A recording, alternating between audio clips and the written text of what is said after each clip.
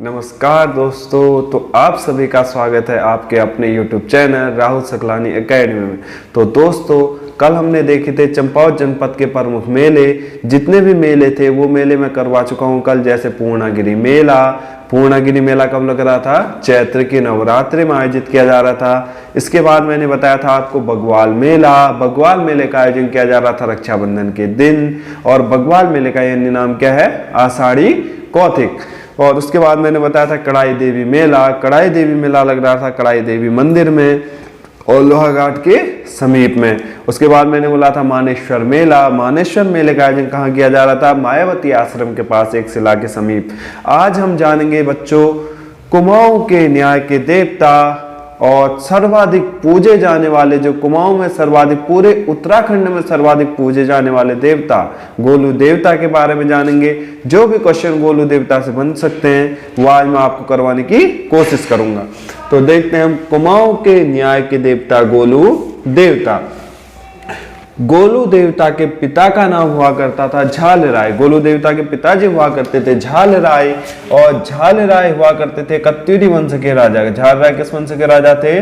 तो झाल राय हुआ करते थे कत्यूरी वंश के राजा, और झाल राय कत्यूरी वंश के राजा थे। और झाल राय की हुआ करती थी 7 पत्नियां। झाल राय की कितनी पत्नियां हुआ करती थी? झाल राय कत्यूरी वंश के राजा हुआ करते थे, और झाल राय की जो पत्नियां थी, झाल राय की 7 पत्नियां हुआ करती थी, लेकिन इनकी एक भी संतान नहीं थी, जिसके कारण ये बहुत दुखी रहते थे।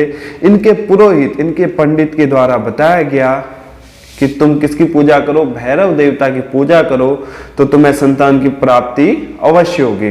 तो ये प्रतिदिन भैरव की पूजा किया करते थे। एक दिन भैरव, कहा जाता है मान्यता के अनुसार कि एक दिन भैरव झाल राय के सपनों में आए, और झाल राय के सपने में आकर भैरव देवता ने कहा कि तुम 8वीं शादी करो, और 8वीं शादी जब तुम करोगे तो 8वीं तुम्हारी पत्नी से मैं तुम्हारे घर में संतान के रूप में जन्म लूंगा।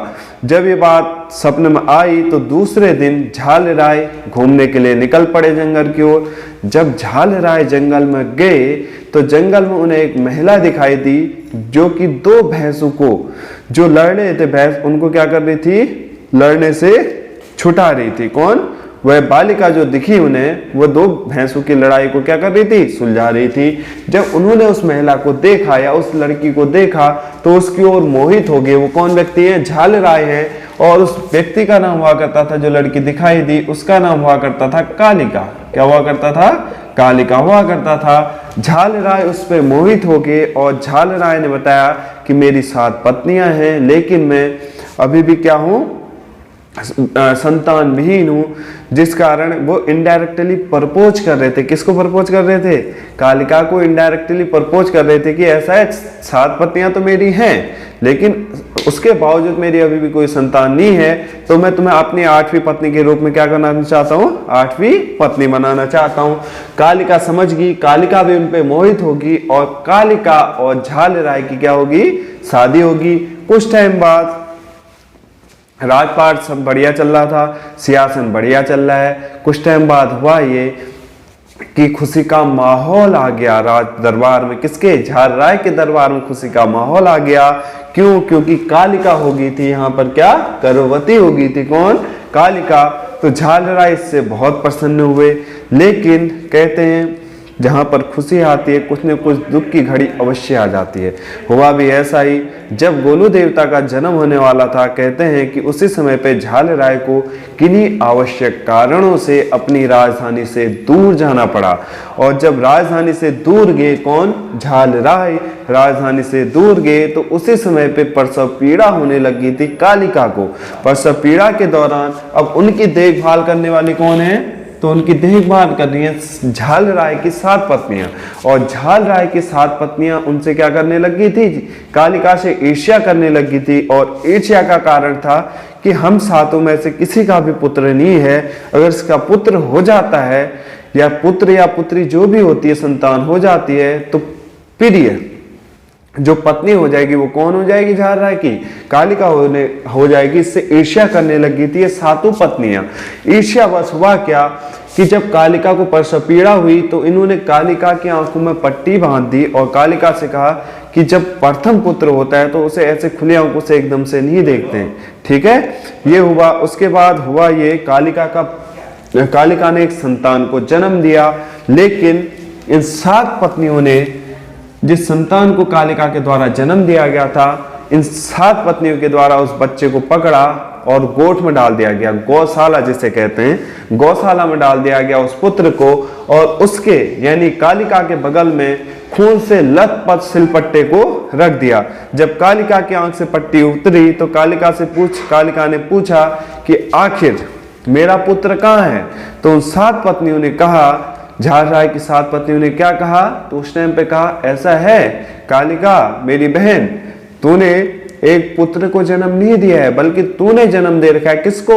सिलबट्टे को। और कालिका थोड़ी देर दुखी होने के बाद कालिका ने भी स्वीकार कर लिया कि हाँ शायद मेरी किस्मत में यही हो, इसलिए मैंने क्या दे रखा है? झालराय की ये अपने उसको सिलबट्टे को जन्म दे रखा है। जब झालराय आए तो झालराय ने भी यह मान लिया कि मेरे किस्मत में संतान की प्राप्ति नहीं लिखी है। और कुछ समय बाद मैंने कहा जो ये हमारी 7 पत्नियां हैं, इन 7 पत्नियों ने झालराय के आने से पहले ही गौशाला में रख रखा है किसको?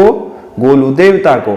और बाद में गौशाला में गई, गौशाला में इन्होंने सोचा था कि गाय के पैरों से कुचल करके मर जाएंगे गोलू देवता, लेकिन जब ये गई तो अचंभे में पड़ गई। क्यों? क्योंकि गाय दूध पिला रही थी किसको? गोलू देवता को। तो इन्होंने ये टेक्निक तो फेल होगी है मारने की। अब इन्होंने कहा ऐसा करते हैं, दूसरी टेक्निक यूज करते हैं मारने की। और दूसरी टेक्निक क्या यूज की? दूसरी टेक्निक थी कि नमक के ढेलों के बीच में रख दिया किसको?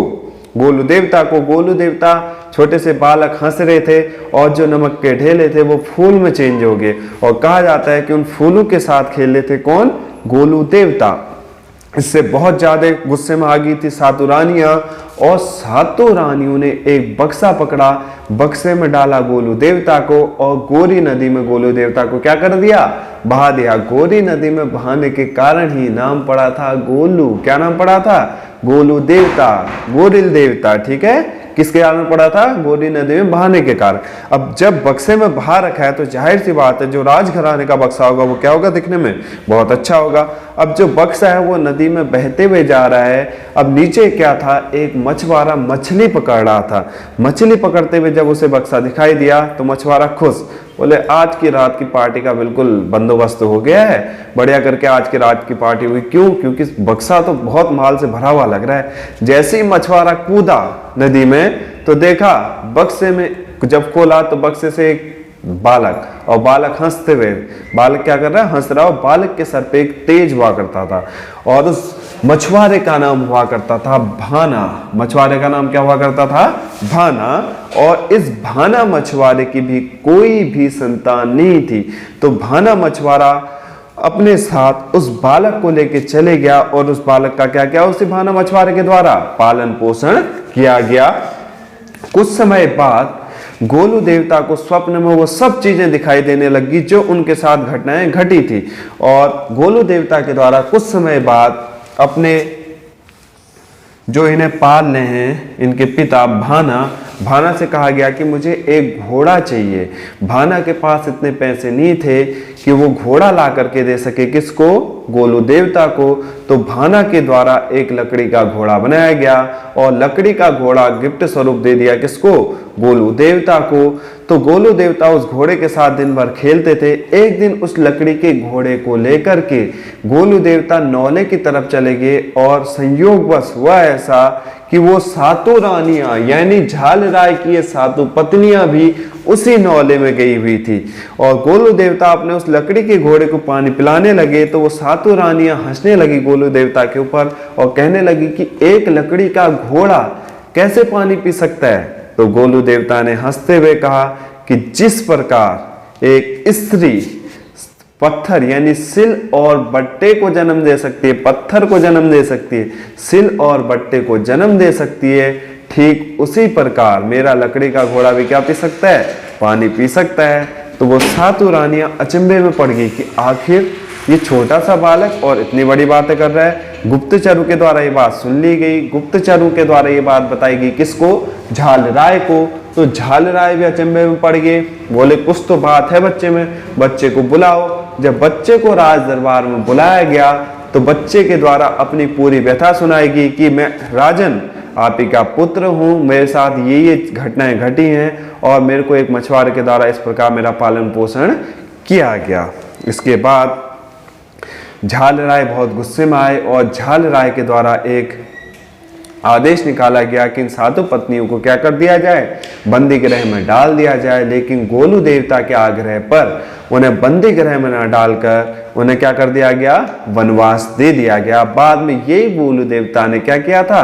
राज सिंहासन संभाला था। ठीक है, तो ये कहानी थी किसकी? कुमाऊं के न्याय के देवता गोलू देवता की। अब गोलू देवता पूजे कैसे जाने लगे, ये क्वेश्चन भी बन सकता है। ठीक है, तो देखो गोलू देवता का पालन पोषण क्या है? किसके द्वारा? भाना मछुआरे के द्वारा। गोलू देवता के पिता का नाम क्या है? झालराय। और गोलू देवता के पिता किस वंश के हैं? तो ये हैं कत्यूरी वंश से। किस वंश से संबंधित हैं? कत्यूरी वंश से संबंधित हैं। गोलू देवता की माता का नाम क्या है? तो गोलू देवता की माता का नाम हुआ करता था कालिका। कालिका और झालराय को एक दूसरे से क्या हो गया था? प्यार हो गया था। और प्यार में दोनों ने क्या कर ली थी? शादी कर ली थी। ठीक है, गोलू देवता के अन्य नाम क्वेश्चन पूछा जाता है कि गोलू देवता के अन्य नाम क्या हैं? तो गोलू देवता के अन्य नाम अगर हम देखें तो गोलू देवता के अन्य नाम है ग्वैल, गोरिल, गोलजीव, भैरव या भनरिया। गोलू देवता के अन्य नाम क्या है? ग्वैल, गोरिल, गोलजीव, भैरव, भनरिया। और गोलू देवता का पालन पोषण किसके द्वारा किया गया है? तो ये किया गया है भाना मछुआरे के द्वारा। किसके द्वारा किया गया है? भाना मछुआरे के द्वारा किया गया है। गोलू देवता के द्वारपाल, मैंने बोला गोलू देवता की माता को क्या कहा गया था कि तुमने किसको जन्म दे रखा है? सिलबट्टे को जन्म दे रखा है। जब गोलू देवता आए, गोलू देवता की माता ने कहा कि ये तो मेरे पुत्र समान ही हैं, क्योंकि मैंने इन्हें अपने पुत्र की भांति पाल रखा है, सिल और बट्टे को। तो गोलू देवता ने कहा कि माता मैं इन्हें भी क्या करता हूँ? प्राण डाल देता हूँ। गोलू देवता ने उन सिल और बट्टों में भी प्राण डाल दिए और वो ही सिल और बट्टा गोलू देवता के बाद में क्या बने थे? द्वारपाल बने थे। और वही सिल बट्टे को नाम दिया गया हरवा और कलवा। यही सिल और बट्टे बाद में क्या कहलाए? हरवा और कलवा।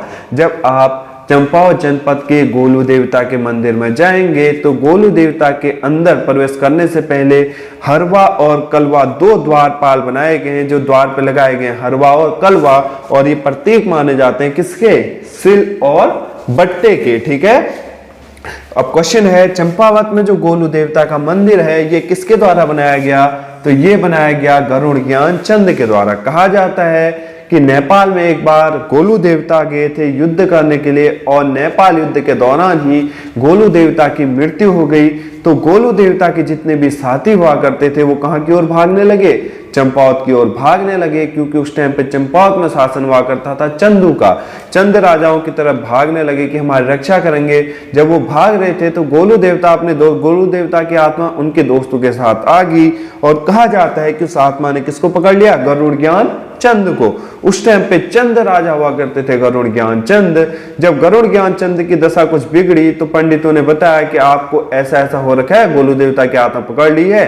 तो बहुत सारे पुजारियों को बुलाया गया और पूछा गया कि आपको क्या चाहिए।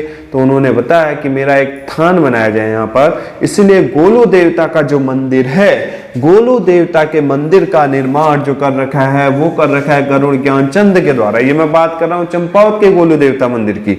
तो क्वेश्चन आएगा चंपावत में स्थित गोलू देवता का मंदिर किसके द्वारा बनाया गया है? तो चंपावत में स्थित गोलू देवता के मंदिर का निर्माण कर रखा है गरुड़ ज्ञान चंद के द्वारा। वहीं घोड़ाखाल में भी गोलू देवता का मंदिर है। जब चंपावत डिस्ट्रिक्ट आएगा तो उसकी कहानी भी मैं आपको अच्छे से बताऊंगा। वो घोड़ाखाल में स्थित जो गोलू देवता का मंदिर है, उस गोलू देवता के मंदिर का निर्माण किया है बाज बहादुर चंद के द्वारा। किसके द्वारा? बाज बहादुर चंद के द्वारा। वहीं गोलू देवता के मंदिर के रूप में भी पूछे जाते हैं चितई गोलू। सुना होगा सब लोगों ने। चितई गोलू देवता का मंदिर कहाँ स्थित है? ये अल्मोड़ा में है। और चितई गोलू देवता के मंदिर का निर्माण किसने करा रखा है? जय किशन पंत के द्वारा। लेकिन गोलू देवता का जो मेन थान है वो स्थित है कहां पर? चंपावत जनपद में। कहा जाता है कि वर्तमान समय में भी अगर आप कभी जाओगे चंपावत, जरूर जाना गोलू देवता के दरबार में दर्शन करने के लिए। गोलजू ही हैं जो है बच्चों, ठीक है, इन्हीं की बदौलत है जो है आज। तो गोलजू के दर्शन करने जरूर जाओ एक बार, ठीक है। गोलू देवता कहा जाता है कि चितई गोलू हो या घोड़ाखाल गोलू देवता हो, कहीं भी अगर कोई भी जागर लगे या कुछ भी हो, सबसे पहले जो बत्ती रखी जाती है वो रखी जाती है चंपावत गोलू के नाम की। मैं गया हुआ हूँ, चंपावत गोलू में भी गया हुआ हूँ, मैं चितई गोलू में भी गया हुआ हूँ, शायद घोड़ाखाल गोलू देवता में अभी तक नहीं गया हूँ। यहाँ जरूर जाना चाहूंगा, एक बार जरूर जाऊंगा यहाँ पर, ठीक है। तो कहा जाता है कि यहाँ के नाम की सबसे पहली बत्ती कहाँ के नाम की रखी जाती है? चंपावत में स्थित गोलू देवता के नाम की रखी जाती है। कि जो मेन धान है चंपा गोलू देवता की जो पूजा की शुरुआत हो रखी है वो हो रखी है चंपावत से। कहां से हो रखी है? चंपावत से ही हो रखी है, ठीक है। तो क्वेश्चन पूछा जाएगा कुमाऊं में न्याय के देवता में सर्वाधिक पूजे जाते हैं, तो ये कौन पूजे जाते हैं? गोलू देवता। कुमाऊं में न्याय के देवता के स्वरूप में सर्वाधिक पूजे जाने वाले देवता कौन है? गोलू देवता। और गोलू देवता का मूल निवास स्थान कहां स्थित है? चंपावत में। कहां स्थित है? चंपावत में। तो बोल गोलू देवता की जय। गोलू देवता के नाम के साथ ही आज की क्लास को हम यहीं पर विराम देते हैं। क्लास अच्छी लगी हो तो लाइक करें, शेयर करें और चैनल को सब्सक्राइब करें। गोलजू के नाम पे सब्सक्राइब करो, थंबनेल। जय हिंद, जय भारत।